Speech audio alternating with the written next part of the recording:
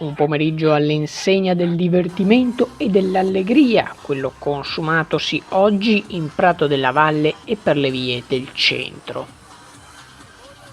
10 i carri allegorici che hanno sfilato intorno all'isola Memmia, luogo simbolo per i padovani.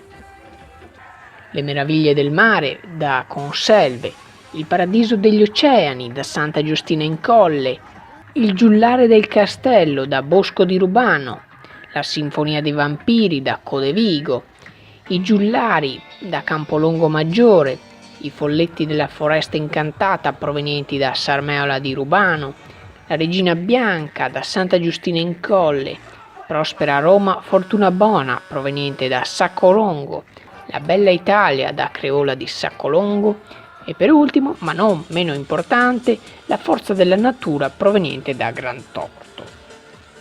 Tutti in gara per aggiudicarsi il primo premio, la gallina padovana d'oro, anche se il premio più grande l'hanno già vinto tutti, portando via per qualche ora i problemi e regalando l'armonia.